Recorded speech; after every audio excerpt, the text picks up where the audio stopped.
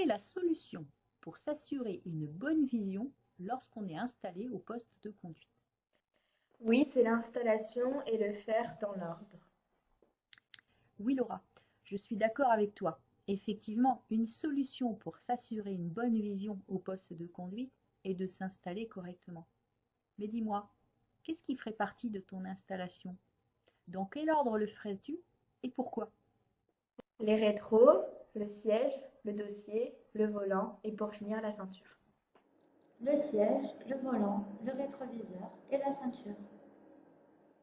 Concernant le pourquoi, eh bien, pour bien conduire et mieux voir. Oui, mais je ne suis pas d'accord avec l'ordre que donne Laura.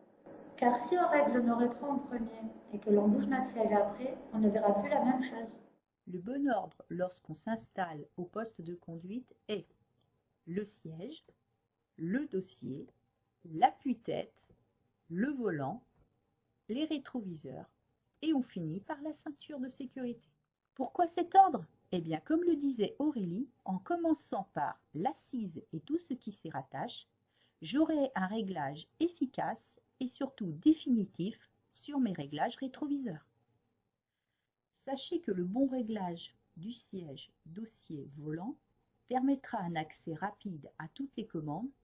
On obtiendra ainsi un meilleur confort et on limitera la fatigue et les crampes. Le bon réglage des rétroviseurs limitera les angles morts. Et enfin, le bon réglage de l'appui-tête et de la ceinture de sécurité pourront remplir correctement leur rôle en cas d'accident. Voyons maintenant les documents à bord du véhicule. Avec, dans un premier temps, les documents obligatoires. Pouvez-vous citer l'une et l'autre un document obligatoire? Le permis? La carte grise. Oui Aurélie, tu as raison. Le permis de conduire, et attention, le titre original doit être à bord du véhicule. Pour les gens en conduite accompagnée ou en conduite supervisée, il leur faudra leur demande de permis de conduire dans leur livret d'apprentissage. Cette demande doit être validée par la préfecture. Il leur faudra également l'attestation de leur assurance autorisant cette formation. Oui Laura, je suis également d'accord avec toi. La carte grise, le certificat d'immatriculation, doit également être présent dans le véhicule. Il en sera de même pour l'attestation d'assurance, la vignette d'assurance, le contrôle technique, le macaron, pour les véhicules concernés. Attention, l'oubli de documents obligatoires à bord du véhicule est sanctionnable par une amende forfaitaire de 11 €, ceci par document manquant. Attention, ceci n'exclut pas le fait de présenter le ou les documents manquants sous 5 jours au commissariat le plus proche. Ceci sous peine d'une nouvelle amende. Parlons maintenant des documents dits facultatifs. Même chose, pouvez-vous me citer un document facultatif que l'on pourrait avoir à bord de notre véhicule?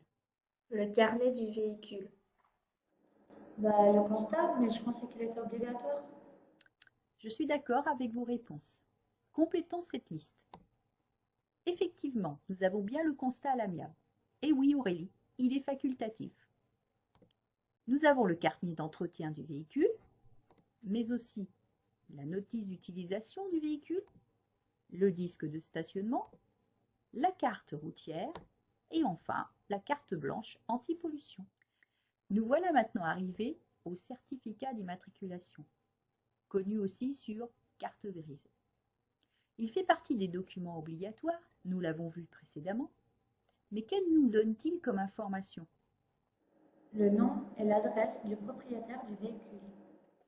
Les informations du véhicule, le poids, etc. Exact. Il contient effectivement le nom et l'adresse du propriétaire, les caractéristiques du véhicule, ainsi que pour les véhicules concernés, les données concernant le contrôle technique. Attention, en cas de changement d'adresse, vous avez 1 mois pour procéder au changement sur le certificat d'immatriculation. Si vous vendez votre véhicule, vous aurez 15 jours pour le déclarer en préfecture.